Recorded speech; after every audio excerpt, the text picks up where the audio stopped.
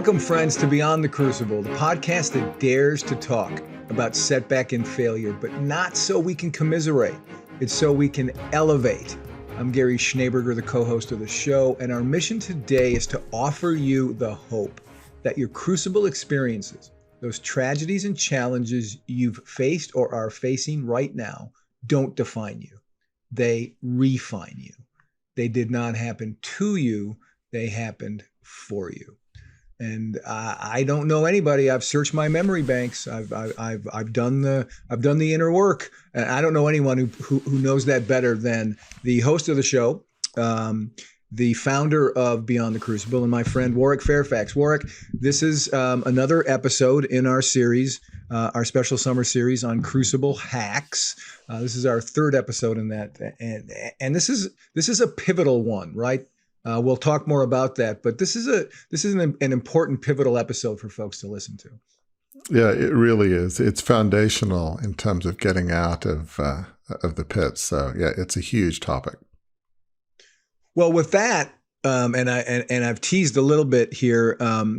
Just a reminder, listener, we are walking you through a series of what we're calling Crucible Hacks, actions you can take to make the tasks that you have to do simpler tasks as you navigate that journey from your crucible experience to the end goal of a life of significance. We're spotlighting the best practices you can do on each step of your journey from tragedy to triumph. Moving beyond a crucible is not easy. It's not usually quick. And it's not something you can accomplish by taking shortcuts. So when you hear hack, don't think shortcut. Think this. They aren't quick fixes. Think of them as ideas and inspiration to help you move from this happened to me to this happened for me. And the way that we're doing that, this is the third episode in this 10-part series. We're going step by step through what we call the Beyond the Crucible refining process. Our goal is to give you a helping hand through insights and exercises we haven't shared on the podcast before, hence the hack idea. These are new concepts for the podcast. Through things that we haven't talked about on the podcast before to help you build your life of significance around. The place to start doing that is to give intentional thought to your most deeply held beliefs and values. That's what this episode is going to be about. Beliefs and values. And Warwick, I'm going to start with asking you a question. How important was it to you in getting your own life of significance in gear after your crucible to understand your beliefs and values and how they could guide you moving forward beyond your crucible? Because you are the architect of the Beyond the Crucible refining system process. So you had to live it first before you could talk to other people about it. How did grasping your beliefs and values help you as you move forward? Yeah, it's a very good question, Gary. After my failed $2.25 billion takeover of my family's media company in Australia, I was in a bad place. If ever there's a time when you really need to lean into your beliefs and values, it's when you're at the pit of despair and at your lowest, and that was certainly the point that I was. So as we'll get into, we all have different beliefs and values, different paradigms. But for me, faith has always been important to me, and it really became especially important to me when I went to an evangelical church, Anglican church at Oxford, and from that point in, my faith in Christ became the cornerstone of who I am and what I believe. So after the failed takeover, faith became even more important to me. I mean, basically, you go through a crucible like that, you either fall away from your beliefs and values, or you go towards them. It's sort of a binary choice, if you will. And so for me, I leant even more deeply into my faith. And I really had to refine my perspective of my faith, maybe deepen it perhaps, because I had this notion, because the founder of John Fairfax Limited, my great-great-grandfather John Fairfax, was a person of deep faith. In some fashion, I felt like, well, gosh, God's plan must be to resurrect the company in the image of the founder. I'm a person of faith. It made sense to me what God's plan would be. And, when we start guessing about what God's plan or whoever we believe is up there, that's dangerous. Anyway, so I was in a bad place, felt like I let God down, but I came to realize maybe God had a different plan for my life that I didn't contemplate. And so that was really a huge turning point for me. Maybe there was something that I was missing. And also I came to realize that God loves us unconditionally despite my mistakes and failures, despite all of our mistakes and failures. All that's to say is, at my worst moment, it was really leaning into my faith that I needed to most do, and was extremely helpful. Wasn't easy, but it was very helpful. And that's right. That could be the line used for most of what we're talking about in this series. It wasn't easy, but it was extremely helpful. All the hacks we're offering, they're not necessarily easy, but we hope that they're very helpful. And one of the things that's interesting, and I don't want to talk about it now because we'll get to it, but I just want to prick the listeners' ears a bit. When we say beliefs and values, you might be thinking, well, they're the same thing. It's like saying root causes, right? If it's the root, it's the cause. I never understood that one. Stay tuned, because Warwick has excellent insight into how beliefs and values aren't the same thing. In fact, how one feeds the other, one informs the other. So stay tuned, and we'll get to that point. And before we do that, though, let me put on my salesman hat here and talk a little bit about, because it's summer and we want this series to be fun, we have a game involved here.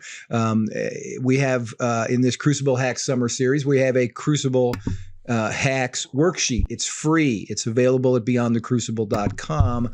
And what it does is, each week, I'm going to give you a code word that you can fill into your worksheet, which we hope you're keeping in the workbook we've suggested that you keep when we started this series 2 episodes ago.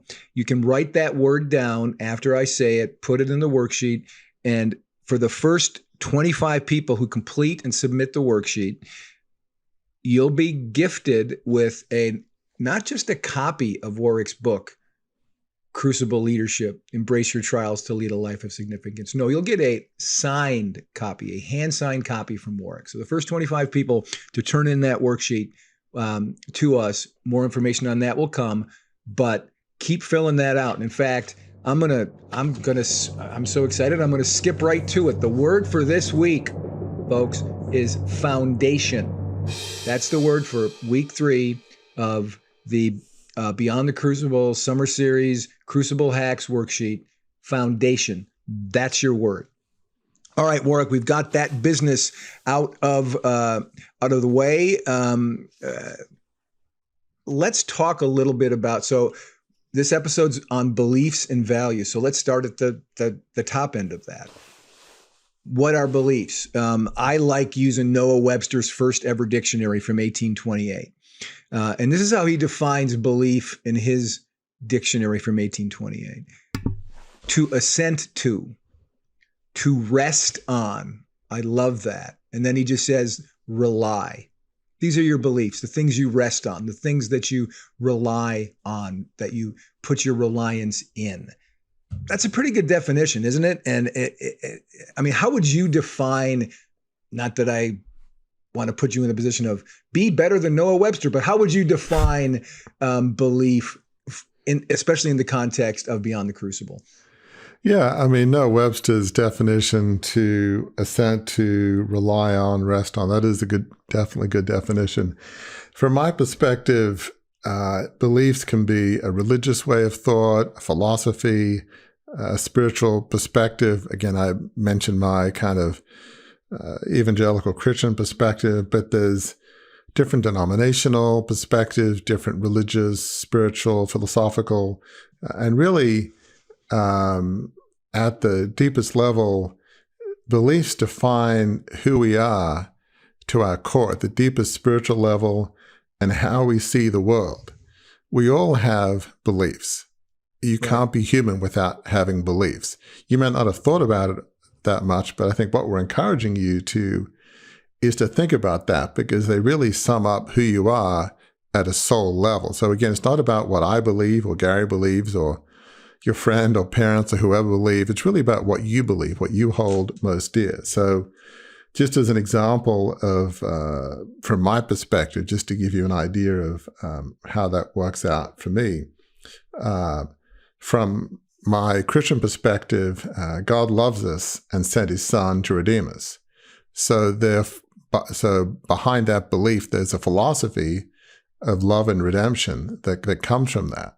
Now, other religions, philosophies, spiritual ways of thought, they might have different perspectives, but they all seek to define how we see ourselves and how we see our place in the world, our purpose in the world. That's why beliefs are important. You want to figure out your purpose, who we are, who the world should be. It really all comes down to our beliefs. And we'll talk more about this later. But in terms of the connection between beliefs and values, values are the outworking of our beliefs. Beliefs in action are our values. Again, more to come on that one. Yeah, and one of the things I liked about how you described beliefs there is going back to Noah Webster's first dictionary definition, the idea of to rest on, right? Your beliefs are the things that you lean into, those things that you rest on, that you rely on, that are constants in your life. Those are bedrock principles, right? Of that form who you are. And you're right. We'll talk more about how then values are connected to that. So it is intentional. In fact, before I'll reveal a behind the scenes fact, folks. Before we started to record this episode, we were preparing for it, and we had titled the episode Values and Beliefs, and realized, no, it really should be beliefs and values, because one leads to the other. One, form follows function, right? Beliefs then tied to what your values are. So more on that. But let's talk now, Warwick, about our belief hack. The hack here is be the change. And the idea there is one of the questions that we've identified that can offer great insights into building a life of significance as part of one of the worksheets in our Discover Your Second Act Significance e-course. This one is, it's best not to overthink at this moment. But go with the first thing that comes to mind when I propose this question to you, listener. That gut reaction will be where your most deeply rooted beliefs live. Okay, here we go. It's a two-part question, because that's just the way I roll. It's a two-part question. What do I believe must change in my community or my world, and what are the beliefs that underpin my desire to see that change in my community and my world? So, Warwick, how does that question get at what someone believes, and how can it help people move along a path to a life of significance? When I think of the word be the change, I think of really that famous quote by Gandhi in which he said, be the change you want to see in the world. And if ever there's somebody that lived that, it was Gandhi when he was trying to, in the late 40s, or probably before then, seek India's independence from Britain. He believed in nonviolence and passive resistance, and he lived very simply. And he would live that change. He was the change he wanted to see in the world, and was he was never a political leader. But he was seen as the father of India, despite having no political title or office. So the power of living what you believe and knowing who you are is profound. So that I think of Gandhi when I think of be the change.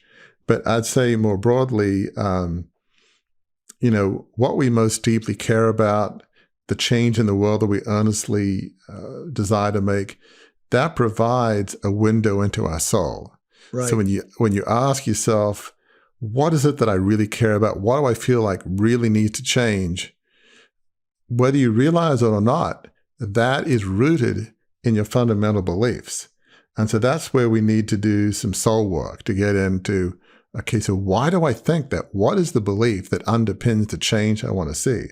So again, by way of example, this is just my perspective, but everybody has to find their own. from my perspective, my faith perspective, I believe in redemption, both from a Christian worldview, but also more broadly. And so that the way that works out in what I do at Beyond the Crucible is that I believe that your worst day does not have to define you. I believe that redemption is possible. So I have clear beliefs from my Christian worldview, and that governs the fact that, we're all going to make mistakes. I believe we're loved by God unconditionally, and I believe in redemption. Now, you don't have to look at it from a particular Christian perspective. You can look at it from another religious way of thought or a spiritual way of thought. But that's kind of how my beliefs really shape who I am and what I do. So again, that's just by way of example. You have to find your own inner core of your soul, of the change you want to make and why. Right. And it just occurred to me now that this phrase to describe what we're talking about, this whole beliefs and values episode on the Crucible Hacks concept is really about self-discovery. What we're asking folks to do is take a journey of self-discovery first to find out what your beliefs are, and the hack that we've just talked about helps you sort of uncover what those are, some prompts, some questions that can help you get there. And now we'll move on to the values portion of that dynamic. And let's start in the same place we started with beliefs. What are values? I'm going to go back to Noah Webster because I love his first dictionary. And Noah Webster describes in that first dictionary, a value is worth. The real value of a thing is its utility, its power or capacity of procuring or producing good. They do not make dictionaries like they made in 1828 anymore. That is a strong definition, isn't it, Warwick? And I mean, how would you define value? I mean, in the Beyond the Crucible context, that gets pretty close, I think, doesn't it? It really does. Yeah, values they do describe the worth of something. I would say values are almost like the connecting tissue of beliefs with our lives. So if you say you have a certain, belief in, I don't know, it could be your faith perspective teaches you forgiveness and hope, or, let's say, and you run around resenting everybody and not forgiving anybody and being cynical and having no hope, it would seem like your faith perspective, again, I'm not saying what it should be, but if your faith perspective was based on that kind of a belief in second chances and forgiveness and all, that it has to work itself out in your life. And from my perspective, the way beliefs work their way out in your life is your values. It's basically beliefs in practice, beliefs lived out day to day. It's the connecting tissue between beliefs, how we treat our families, our loved ones, our friends, our co-workers. It's not like values on a bumper sticker or values that, the failed company Enron had from years ago, which is probably like, I don't know what, compassion, humility, honesty, and they were lying, cheating, stealing, and mistreating everybody. That's not values. That's just a bumper sticker that's meaningless. To me, values are actually what we live. If somebody looked at your life and were to say, gee, what are your values? They'd probably tell you. Hopefully that would align with what you think they are. But basically, values are beliefs lived out in practice day to day. That's sort of the nutshell of it. Yeah, and in the midst of that, you use what we call it Beyond the Crucible, a Warwickism. I love it. And you know this to be true, Warwick, because I always make T-shirts out of those things, right? You said values are the connecting tissue to our beliefs, which, is a beautiful way of, again, emphasizing to the listener that this is not, values and beliefs aren't synonyms. They're not the same word. One leads to the other, one ties the other together, and both of them are necessary to move beyond our crucible toward a life of significance. Let's get to the hack. The hack on this one, I like this one. And it sounds bad to say I like this one because I'm the one that named this one, but I like this hack. And this hack is called Know Thyself by George. And you're like, what does that mean? What that means is I'm a big Beatles fan. And in the late 1970s, after the band broke up, George Harrison wrote a song for one of his solo albums called It's What You Value. Okay. And it's about finding a fulfilling life, often in the aftermath of a crucible that is rooted in the things that anchor you. Here's the chorus of that song. I promise I'm not going to sing it. I'm just going to read it. But I've found it's all up to what you value, down to where you are. It all swings on the pain you've gone through, getting where you are. It's what you value. And one of the best ways to discover what George Harrison is talking about, one of the best ways to discover what you value is an exercise that's available in many forms, but we have one at Beyond the Crucible that we like to think is a pretty good one. And that is to consider a list of words that describe values and selecting the ones that matter most to you. That worksheet that we have, and we'll put it in the show notes, but it's called Clarify Your Values. If you're watching it on YouTube, or if we made a video clip of this, you can see that right there with our nice brand colors. And the idea behind the worksheet is that it helps you identify these, it has you consider a list of words to describe values and select ones that matter most to you. That worksheet then, our worksheet asks you to select 10 values from the sheet of many, then whittle the list down to your top 5, rank those top 5 in order, and then as a final step to select what you believe to be your top value. Warwick, how can a process like I've just described, like this worksheet leads people on, how can that help us in beginning to chart a course to a life of significance? How does knowing what your values are, how does that help you move along the Beyond the Crucible refining process? You know, a lot of people, maybe many or most of us, live very busy lives. Many of us are not that reflective. I happen to be, which has its good sides and bad sides.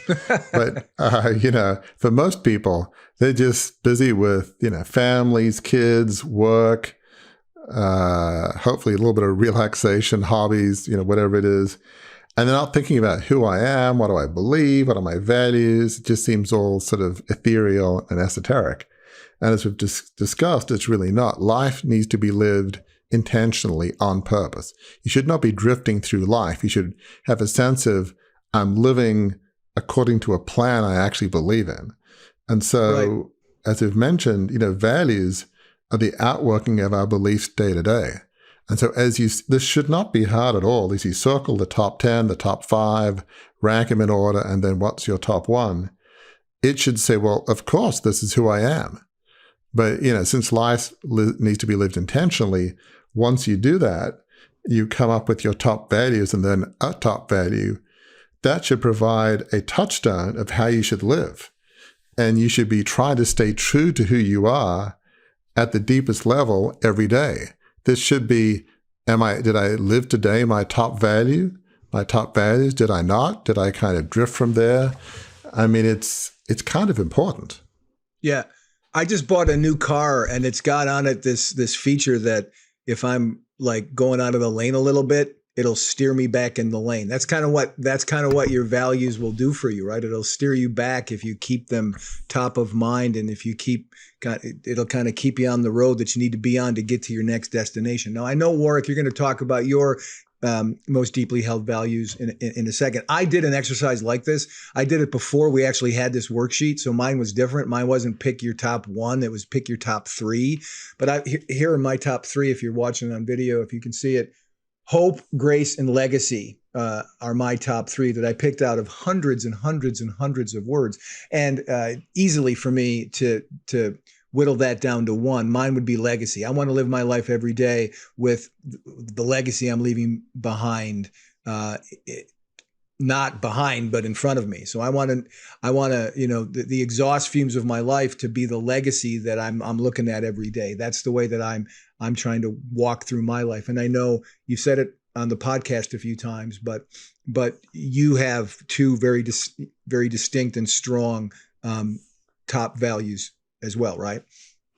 Yeah, Gary. I mean, just to dwell on yours for a second, you know, looking at legacy, that's a good one because, as the years go by and, after you're gone, because we'll all be gone at some point, you want to feel like, as people look back on the life of Gary Schneeberger, that he lived a legacy, that his family, friends, co-workers, people would say, he lived a legacy to be proud of. He made an impact in the world. Again, very few of us will have some global impact the way Gandhi did. So it's not a comparison game saying, oh, well, I'm never be Gandhi, so what's the point?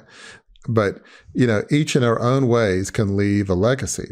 And so the fact that Gary's thinking about how do I live today in a way that helps leave a legacy that I and others after me can be proud of, that's very practical, very real. So for me, my top two values are humility and integrity. It has been for pretty much my whole life, and that comes out of a belief construct, if you will, that, I believe that all people have value. I try to think of myself with a sober attitude that I believe I'm not better than anybody else, that everybody has value. And in terms of integrity, I really try to the best of my ability, and not perfectly, I try to do what is right every day. I try to, believe that everybody has value. I try to do the right thing, live with integrity, honesty. When I make mistakes, I try to say, yep, sorry, I blew that one. Please forgive me. But humility and integrity guides how I try to live every day. It's how I put in my case, Christian faith into practice. I try to live, a life of humility and integrity every day. Again, we're all humans. We'll have days in which some might say, well, not so much today. You kind of blew it, Warwick, but that's being human. But I would like to think over the arc of my life that people would look back and say, overall, Warwick had his good days and bad days, but overall, he did live a life of humility and integrity. That's what I would hope people would think of me, after I'm gone. Well, there you have it. That is a very good summation, I think, of this idea of Crucible Hacks on how your beliefs and your values can help you take those first steps. We talk a lot about being in the pit, coming up out of the pit.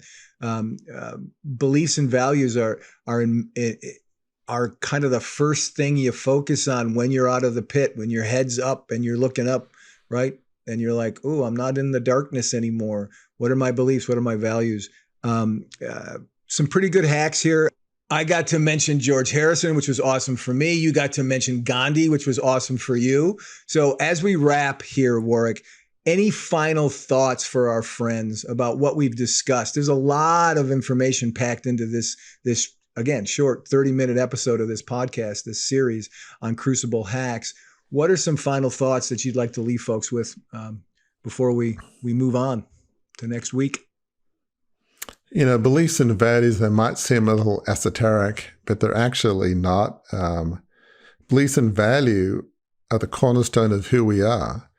They define who we are at the deepest possible level and how we should live. Our purpose and our calling has to be in line with our most deeply held beliefs and values. So as you're coming out of the pit of despair from the crucible, it's one of the, yes, you have to learn the lessons of your crucible and understand how they refined you. That's a very important beginning step. But closely following that, or maybe even at the same time, you've got to ask yourself, well, what is it I really believe? What are my deeply held values? Because as you think of moving on, how you're going to treat other people, your family, what kind of business or mission or calling you're going to follow, it has to be in line with your deeply held beliefs and values. And frankly, if you don't, the chances of it succeeding probably won't be high because it won't resonate at a soul level. You'll run out of gas. You'll hit walls. You'll hit obstacles. And it's like, yeah, what does it all mean? Who cares?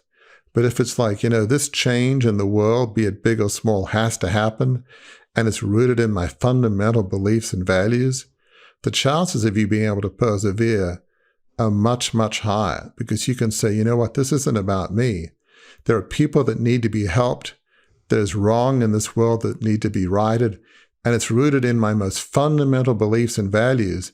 That's something that can move you, frankly, can also move people around you who, again, None of us are Gandhi, but he had in India, millions following this person, wearing pretty ragged, simple clothes.